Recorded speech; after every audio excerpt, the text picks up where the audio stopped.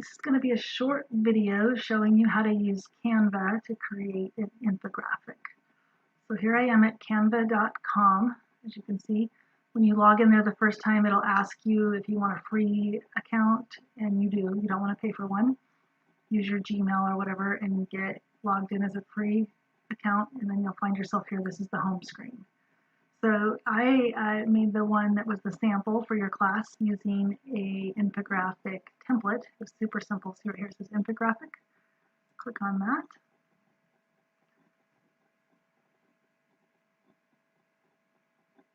Okay, so now see all of these templates right here? These are all choices, and they expand this way too if you want to see more. These are the education ones. So I happen to have used this one right here. If you've looked at my dairy goat one, you'll see these colors are similar to what I used, but all of the information is different. So you just choose the one you're going to use. So I'm using this one right now again. My screen, let's get over. Okay, so right down here, this took me a minute to find the zoom because see how small this is? It's really hard to read. So right here, you want to zoom up so you can see what you're doing. And then you can scroll up and down your document. Right, so all you do is click on each text box and change your title. So maybe you're going to do parenting tips. Up here, you'd want to change this to your name or your place where you work, Inspire, or school district, or Miss Reeves daycare, whatever right here. But just don't leave any of the information that is from the template because it won't make sense. So this would need to say Miss Reeves in-home childcare, whatever you want it to say. Okay, then again, you have your tips ready to go. You should do your research first. This one has room for 1, 2, 3, 4, 5, 6, which is just right for your assignment. Most of these others would have them too. If you choose to this one, you can go over here. This one's kind of like a template, like a timeline. Make sure it's got 6 spots for things, otherwise you'll be having to add them in each one. That one's more statistics. Here's one that's climate change. Okay, so what you do is you just click on the graphic, and if you don't want the graphic that's there, you go over. I'm going to move my screen back over. Sorry, my screen isn't showing everything like it should. So I don't want this water drop here, so I'm going to just delete it. And then I'm going to go over here to photos. And there's millions of photos on here, so I'm going to do children just because I want a picture of kids. Okay, so this one is free. Even if it's not free, if it's in the Pro, you can still use it. I'm going to use one like that to show you. So it's going to pop it in way too big. See, here it is right here. So now I'm going to shrink it down. Move it up to my spot where I want it. Okay, and then I would click on my text box. I would put my tip in bold right here. Use positive language. And then maybe you have a sub thing to say here. Like try not to use the word no, and then your explanation is the sentence below. So I just have to highlight this stuff. Go to there. Try not to use the word no. And then right here you might tell us why that's important or give us an example of ways to say things differently.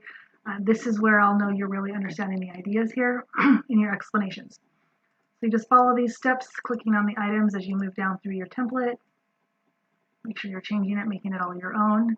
Down here at the bottom, there's usually a place to do smaller text. So this is where you would cite your sources. Let's say you use some of the resources from the module in the class. If you use the textbook, I don't need you to cite the textbook, but anything else you use, any other websites or books or articles you use, you would need to put them here in citation or a hyperlink. You can change your fonts up here, the style, the size, just like a Word document. You just make it bold, not bold, whatever you want to do there. Okay, now here's the part I really need you to understand, because once you're done, what I need you to do is go to the download button here, and now it's going to ask you for money to download this, to turn this into a PDF.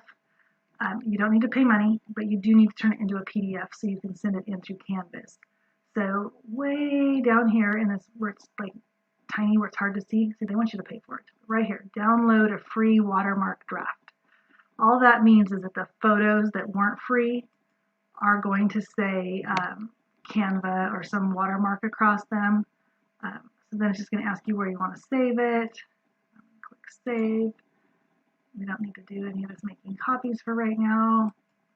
Then now if we upload open my download, so this, see how I changed the picture and I use positive language. This stuff I'm not done with, obviously, but I can't work on it in here. I have to go back to Canva to work on it. So save this till you're done. But what I want you to notice is see the watermark on the photo where it says Canva right there, because this was not a free photo. I don't care if your pictures have watermarks, that's totally fine. So definitely use the free download. Now, if I want to go back to my document, it's still here. I can continue making changes, but I'd have to make a new download and give it a new name. So when you go to Canvas, you'll just upload the PDF that you saved from where you created this inside Canva. Right? You are free to use other programs if you like, but I don't think you're going to find anything any easier than using Canva, because back to templates, see all those little ideas here? Back to templates, there's just so many fun, interesting things you can use here, and you don't have to create it from scratch. You can even put all your stuff in and change the template at the end, and it'll put it into a different document.